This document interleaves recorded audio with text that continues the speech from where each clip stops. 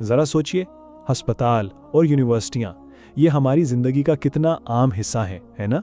लेकिन क्या ये हमेशा से ऐसे ही थे? आज हम इनकी उस भूली बिसरी कहानी को जानेंगे जिसने सच पूछें तो दुनिया को हमेशा के लिए बदल कर रख दिया था। देखें, कोई बीमार हो या किसी को कुछ पढ़ना हो, हम फौरन अस्पताल या यूनिवर्सिटी का सोचते हैं।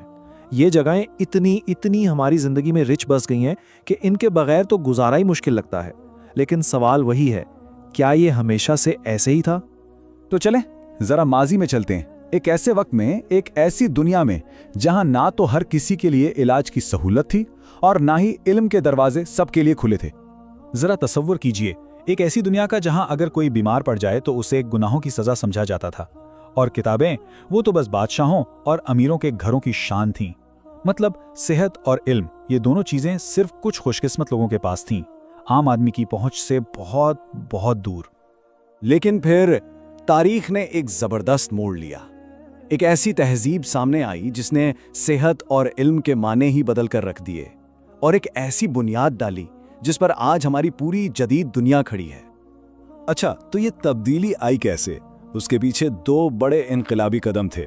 पहला यह कि इस्लामी दुनिया ने तारीख का पहला बाकायदा अस्पताल बनाया जहां इलाज सबका होता था, और दूसरा ये कि इल्म को सिर्फ अमीरों की जागीर नहीं रहने दिया, बल्कि इसे आवाम तक पहुंचाया ताकि हर कोई सीख सके।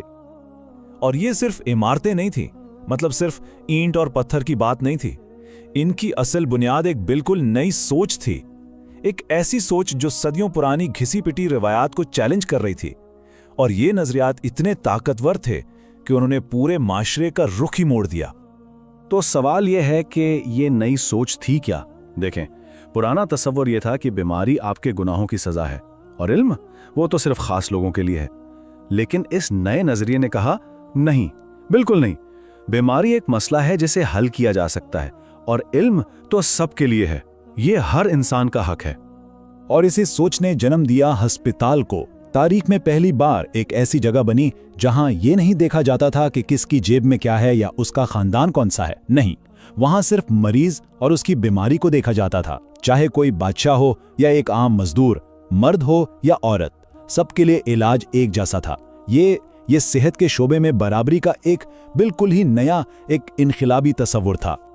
और बिल्कुल यही उसूल इल्म के लिए भी अपनाया गया। एकेडमियां बनाई गईं, लाइब्रेरियां खोली गईं, ऐसी जगहें जहां कोई भी आ सकता था, पढ़ सकता था, सवाल कर सकता था और नई चीजें सीख सकता था। यानी इल्म को चंद लोगों की कैद से निकालकर सबकी मिल्कियत बना दिया गया। तो आज इन शानदार बुनियादों का क्या बना? सच तो यह है कि इनका असर आज भी हमारे दुनिया में हर तरफ मौजूद है, लेकिन हम अक्सर तारीख के इन बहुत अहम हिस्सों को भूल जाते हैं। और अलमिया देखें कि जिस बुनियाद पर आज हमारी सेहत और तालीम का पूरा जदीद निज़ाम खड़ा है, उस बुनियाद का नाम तारीख में कम ही लिया जाता है।